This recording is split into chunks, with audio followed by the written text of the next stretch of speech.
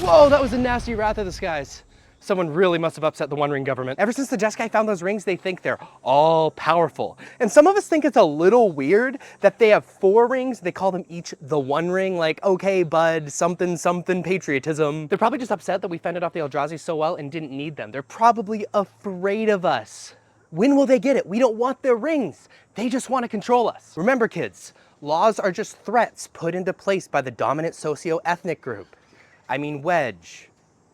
Let's talk about Jeskai Control. Jeskai is a pretty generic control deck, utilizing counter magic like literal counterspell, Force of Negation, and cards like Subtlety, which are essentially a counterspell. Spot removal like Galvanic Discharge, Flage, Prismatic Ending, and Solitude. Of course, board wipes like Wrath of the Skies and Supreme Verdict, and card advantage in the One Ring. It plays out as a really traditional control deck, centered around protecting itself until it can get enough advantage with the One Ring or wiping your opponent's board to eventually kill with Flage or one of the Evoke Elementals. Speaking of the Jeskai, there goes the fun police cracking down on the Boros Electric Company, raising an army that protected us. It's like they don't even know who took care of the Eldrazi. Don't worry, I'm working. Not fun. Red, white, and blue. So let's go over the cards that Jeskai Control plays. The mana base is a red, white, and blue mana base, that's what Jeskai means. Playing fetch lands like Arid Mesa, Flooded Strand, and Scalding Tarn in order to grab shock lands like Hallowed Fountain, Steam Vents, and Sacred Foundry, and Surveil lands like Elegant Parlor, Meticulous Archive, and Thundering Falls. It also plays some basic lands because of Blood Moon and the Merfolk Blood Moon thing. Some versions play Minimo, School at Water's Edge in order to untap the One Ring so you can get multiple activations a turn. And we're playing an Arena of Glory so that we can bring back Flage and attack with it the same turn. We'll talk about that more when we talk about the combos. Jeskai has access to some pretty powerful counter magic. Counterspell, which is 2 mana counter, is just excellent. Force of Negation in a free counter spell so that we can make sure that we aren't comboed. And Subtlety, which is kind of like a pseudo counter spell for creatures, but also a creature itself. Also playing a 1 of Spell Snare because there's a lot of really good 2-drops in Modern right now, and being able to snipe them for 1 mana is excellent. As far as spot removal goes, Jeskai is also sort of an energy deck. It's playing Galvanic Discharge, which lets us use and charge up our energy in order to like remove more creatures. Flage as sort of a 3 mana lightning helix that we can bring back and be our kill condition. Solitude as an exile removal and also a win condition in and of itself because it's a creature. And Prismatic Ending. I do want to have a side note, as some versions are playing as Xander's Lounge, so they can Prismatic Ending for 4 to be able to take out other One Rings.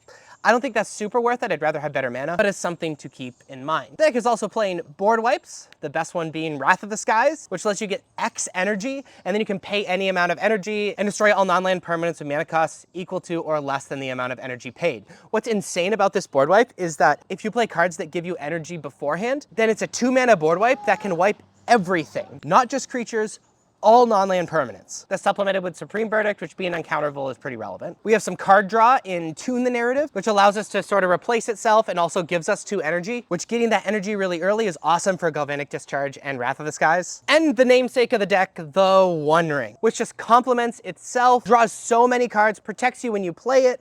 The card is excellent with this deck. We also have some utility cards and dress downs so we can make our opponent's cards not work the way they want them to. Teferi Time Raveler, so we never have to fight the counter wars. It's also really good against Cascade decks and things like that. And Lorien Revealed, which acts as a card that can grab us more lands if we really need them, or as 5 mana draw 3 cards. As you can see, it's a pretty traditional control deck, just working alongside the One Ring. As far as the sideboard goes, we're playing 2 Celestial Purges for these black and red decks and permanents that we want to deal with. Another Wrath of the Skies for decks that we want cheap board wipes against. 3 Consigned to Memory for these Eldrazi decks and triggered abilities that we need to get rid of, like Cascade. Mystical Dispute for blue decks. 2 Narset Parter Avails, which is really good against like the Mirror Match and slower decks, or really just any of the One Ring decks that draw a bunch of cards. 2 Surgical Extraction for these graveyard decks or Flage decks. Obsidian Charma for Tron and Eldrazi and stuff like that. The Supreme Verdict, again, if we want an additional board wipe. Soul Guide Lantern for graveyard decks. Oh no. Oh no, the Jeskai see me having fun. I have to get away. I have to get away. Okay, I think I'm safe here. We're back in the bunker. It protected us from the Eldrazi. It should protect us from the government. Let's talk about flex slots. This Jeskai Control deck isn't totally figured out yet. In fact, there are 10 flex slots in the main deck. In those slots, I'm playing a Minimo, School at Water's Edge, a Dress Down, the 3rd Force of Negation, the 2nd Lorien Revealed, 2 Prismatic Ending, 1 Supreme Verdict, 1 Spell Snare, and the 2 Teferi Time Raveler. That makes 10. In any one of these slots, you can instead play a Monumental Henge, a Xander's Lounge, an extra 24th land in general, a Snapcaster Mage, the 3rd or 4th Solitude, the 3rd and 4th Subtlety, the 4th Force of Negation, or the 4th Wrath of the Skies in the main deck. In the sideboard, there are 6 flex slots. In those slots, I'm playing the Mystical Dispute, the 2 Narset Parter of Veils, the Soul Guide Lantern, the 2nd Surgical Extraction, and the 1 Wrath of the Skies. In any of those slots, you can play up to 2 Drannith Magistrate, a Force of Negation, an Invert Polarity, a March of Otherworldly Light, a Flage, a 2nd Soul Guide Lantern, or a Teferi Time Raveler. And frankly, I don't know what's worse, hiding out from the Eldrazi or hiding out from the Jeskai Fun Police. I'm gonna check my library of spells and see if there's any way we can get away from this.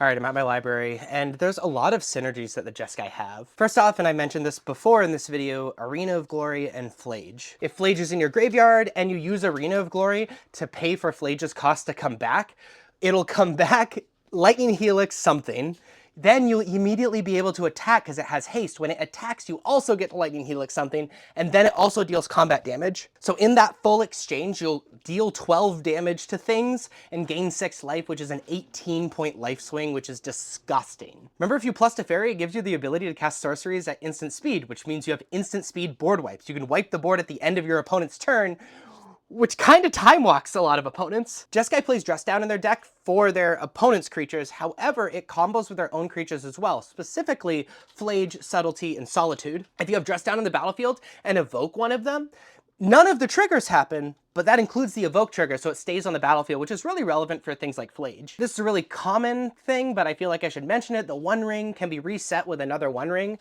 So if you have it up to 3, 4, maybe even 5 bird encounters on it, you probably have drawn a second One Ring, and if you play that, you can select the new One Ring, which totally resets the counters on it, which means you don't take as much damage, and you also get another protection trigger. If you're worried about cards like Surgical Extraction or Graveyard Hate or things like that alongside Flage, if you already have the cards in your graveyard and you have enough mana to play a Flage and then bring it back, play the Flage and then stack the triggers so that the sacrifice trigger is the last thing on the stack right at the bottom. If you stack triggers that way, the active player is going to be the first person with priority when the stack is clear, which is the controller of Flage, which means they can immediately cast it again or escape it from the graveyard. There's no time when their opponent has priority so that they can graveyard hate the Flage. If one of Jeskai's creatures like Flage is on the stack and they're being interacted with unfavorably with something like Invert Polarity or Summary Dismissal or something like that, Subtlety can be cast to put it on top of the deck again. Remember Galvanic Discharge, you can always choose 0 so you can keep the energy if something gets pumped out of range or something happens unfavorably. This I've been punished for before.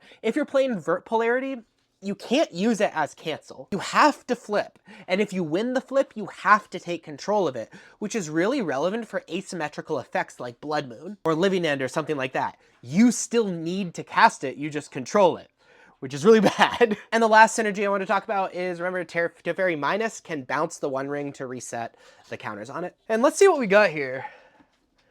Oh, it's the story of the Brothers' War between Mishra and Urza. You know, Urza had a way to make a lot of mana. Maybe more than the Jeskai can handle.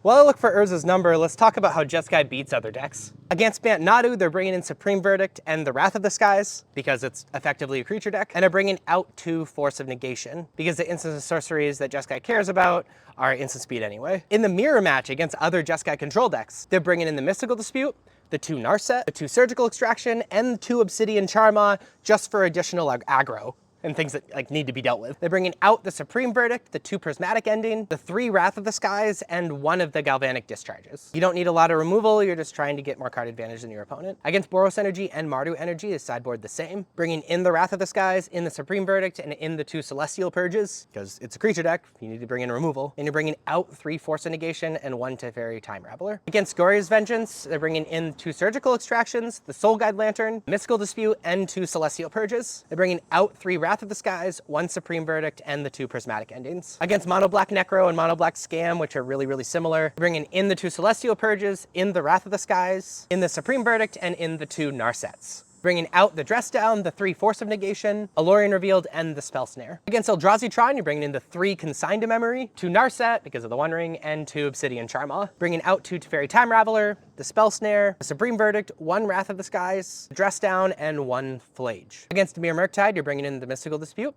the Supreme Verdict, and 2 Narset Parter Avails. You're bringing out 3 of the Force of Negation, and 1 Wrath of the Skies. And finally, against Living End, you're bringing in 3 Consigned to Memory, because it can counter the trigger, 2 Narset Parter Avails, a Surgical Extraction, 1 Soul Guide Lantern, 1 Supreme Verdict, and a Mystical Dispute. You're bringing out 3 Wrath of the Skies, 2 Prismatic Ending, 2 Solitude, a Dress Down, a Spell Snare, and Galvanic Discharge. And Urza's People Have Me on Hold is something about him being an incredibly successful business mogul. It's annoying. So I'm pacing around while I'm waiting for the call, but my final thoughts about this Jeskai Control deck is it is very obviously the premier control deck of Modern. It has everything a control deck needs or wants in board wipes, removal, counter magic, card advantage, everything. And it has all the tools and all the flex slots to be able to beat any deck. Maybe the neatest part about the deck and the coolest innovation is that you can use all of your card advantage slots in the One Ring. You don't have to dedicate more than 4 slots to card advantage, which is different than a lot of control decks, which means you can use those slots and leverage them for better, more impactful cards. What's cool is it closes games out really, really quickly when it's ahead and can come back from behind with Flage. If you want to play control, this is the deck to do so. Oh, I'm coming off hold. Hey Urza? Yeah, what would it cost to get me a power plant, a mine, and a tower? Bring the Eldrazi back? I'm in.